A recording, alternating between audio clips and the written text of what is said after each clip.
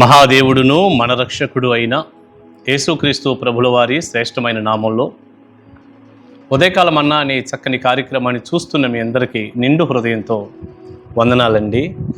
దేవుని యొక్క మహాకృప మీ అందరికీ తోడై ఉండునుగాక. ఎలా ఉన్నారు? మీరందరూ క్షేమంగా ఉన్నారు కదా? సంతోషంగా ఉండండి.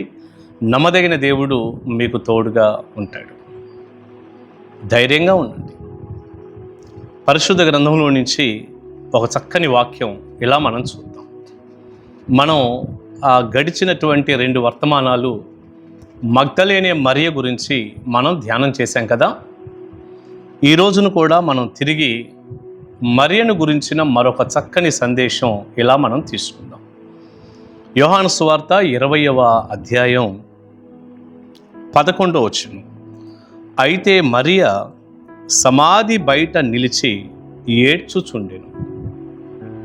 ఆమె ఏడ్చుచు సమాధిలో వంగి చూడగా తెల్లని వస్త్రములు ధరించిన 2 దేవదూతలు యేసు దేహము ఉంచబడిన స్థలములో తలవైపున ఒకడును కాళ్ళ వైపున ఒకడును కూర్చుండుట కనబడెను.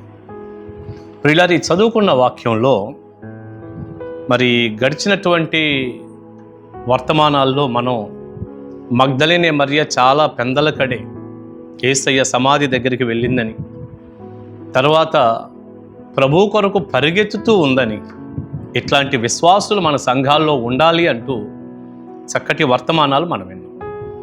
అయితే ఈ రోజున మరియ ఎంత ఏడుస్తుందో ఈ వర్తమానంలో ఒక్కసారి చూడండి. పరిగెత్తుకుంటా శిష్యుల దగ్గరికి వెళ్ళింది, శిష్యుల్ని రమ్మంది, వారు వచ్చారు. యేసు ప్రభువారిని ఉంచినటువంటి ఆ దేహాన్ని సమాధిలో లేకపోవటం వారు గమనించారు. కానీ వారు తిరిగి వెళ్ళిపోయారు. పేతురు, యోహాను వెళ్ళిపోయారు.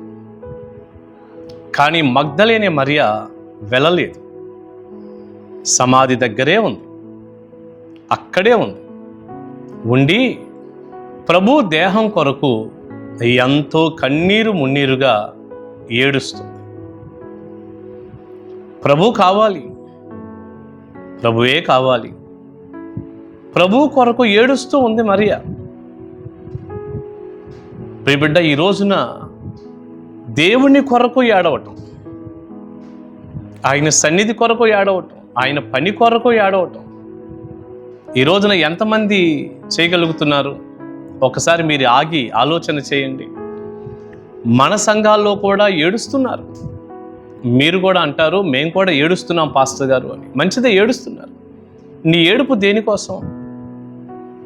మన సొంత అవసరాల కోసమేగా. మీరు ఇలా అడగవచ్చు, పాస్టర్ గారు మన సొంత అవసరాల కోసం, ఏదో మనకు అక్కరగా ఉన్నది, మనకు కష్టంగా ఉన్నది, బాధ కలిగించేది, మాకొక శోధనగా ఉన్నటువంటి విషయం మీద మేము ఏడ్చి ప్రార్థన చేయకూడదా? అయ్యో, ఆ మాట నేనెందుకు అన్నానండి? ఖచ్చితంగా మనం ప్రార్థన చేయాలి, ప్రార్థనే చేయాలి, కన్నీరు పెట్టి మొరపెట్టాలి. ప్రతి కీడు తొలగిపోవాలి, ప్రతి సమస్య తొలగిపోవాలి, సైతాను యొక్క దాడులు తొలగిపోవాలి. మీరు బాగుండాలి, మీ పిల్లలు బాగుండాలి. ముఖ్యంగా ఈ చివరి దినాల్లో పిల్లల మీద సైతాను దాడి ఎక్కువైపోయింది. తల్లిదండ్రులు మాట వినని వారిగా, దేవునికి దూరం అయిపోయిన వారిగా, అయ్యో చాలా ఇబ్బందికరమైనటువంటి వాతావరణంలో వారు జీవిస్తూ ఉండగా వారి కొరకు ఏడవద్దని, లేకపోతే సొంత అవసరాల కొరకు ఏడవద్దని, నీకున్న ఆర్థిక సమస్యల కొరకు ఏడవద్దని, ఆరోగ్యం కొరకు ఏడవద్దని ఎవరండి అంటారు? అసలు ఎంత అమాయకమైన మాట అది. దైవజనుడిగా నేను ఎందుకంటాను? ఖచ్చితంగా మనం కన్నీటితో ప్రార్థన చేయాలి, విడుదల పొందాలి. ప్రియబిడ్డ, ఈ వర్తమానాలు ఇలా అందించడం అయిపోయాక నేను చేసే పని కూడా అదే. మీకోసం ప్రార్థిస్తూనే ఉంటాను. అయితే ఇక్కడ ఒక దైవజనుడిగా నేను ఏం బోధిస్తున్నాను అంటే, మన ఏడుపు ఇక అదొక్కటే అయ్యుండి, ఇక ఆధ్యాత్మికమైన జీవితం కొరకు, ప్రభు కొరకు,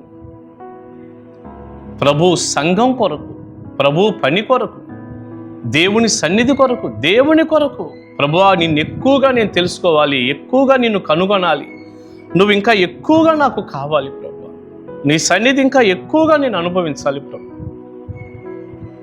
ప్రభు, నువ్వు నాకు కావాలి, నీ సన్నిధి నేను ఎక్కువగా అనుభవించాలి నాయన. దాని కొరకు కదా మనం ఏడవాలి. మరి దేని కొరకు ఏడుస్తుంది? మగ్దలేనే మరియ ఏడుపు దేని కొరకు? కేవలం ప్రభు కొరకే. ఏడుస్తూ సమాధి బయట నిలబడి ఉందంట. బా, ఎంత అద్భుతమైన మాట అండి. అప్పుడు ఏం జరిగిందంటే, ఇద్దరు దేవదూతలు కనపడ్డారు మరియకి. ఈ కనపడినప్పుడు అండి, ఈ 13వ వాక్యంలో ఇలా ఉంది చూడండి. దేవదూతలు అడుగుతున్నారు, అమ్మా ఎందుకు ఏడ్చుచున్నావని ఆమెను అడుగగా, ఆమె నా ప్రభువును ఎవరో ఎత్తుకొని పోయిరి, ఆయనను ఎక్కడ ఉంచిరో నాకు తెలియలేదని చెప్పాడు. అమ్మ నువ్వు ఎందుకు ఏడుస్తున్నావు అని అడిగితే, నా ప్రభువుని ఎవరో ఎత్తుకెళ్ళారయ్యా, నా ప్రభువుని తీసుకొని వెళ్ళిపోయారు, మరి ఆయన ఎక్కడుంచారో నాకు తెలియదు, ఆయన కోసమే నేను ఏడుస్తున్నాను, వెతుకుతున్నాను అని చెప్పింది. ప్రియులారా, ఆ తర్వాత ప్రభు ఆమెకి కలిసినప్పుడు కూడా, అమ్మ నువ్వు ఎందుకు ఏడుస్తున్నావంటే, నా ప్రభువుని ఎవరో ఎత్తుకొని పోయారు అందుకే ఏడుస్తున్నాను అని చెప్పింది. కనుక ఈ వచనాలు మనం ధ్యానిస్తున్నప్పుడు మరియ యొక్క ఏడుపంతా ప్రభువు కొరకే. ప్రియ బిడ్డ, ఆత్మ సంబంధమైన విషయాల మీద దృష్టి పెట్టి దేవుని సన్నిధి ఎక్కువ అనుభవించాలి, దేవుణ్ణి ఎక్కువగా తెలుసుకోవాలి, ప్రభువుని నేను ఎక్కువగా అనుభవించాలి, ఆయన్ని సదా అనుభవిస్తూ ఉండాలి. దేవుని సన్నిధి నాకు కావాలి, నేను ప్రభువుని వెతుకుతాను, ప్రభు కొరకే కన్నీరు గారుస్తాను. ఇదిగో సంఘం క్షేమంగా ఉండాలి, సంఘం క్షేమాభివృద్ధి నొందాలి, కనుక నేను దేవుని కొరకు ఏడుస్తాను, దేవుని కార్యాల కొరకు ఏడుస్తాను అంటూ నువ్వెప్పుడూ కూడా ప్రభు కొరకు కన్నీరు పెట్టేటటువంటి వ్యక్తిగా ఉండాలి. సంఘం క్రీస్తు శరీరం అని కదా ఉంది. సంఘం కొరకు కన్నీరు కాచు, ఆత్మల రక్షణ కొరకు కన్నీరు కాచు, దైవజనుడి కుటుంబం కొరకు కన్నీరు కార్చు. ఒక్కసారి ఆగి ఆలోచించు.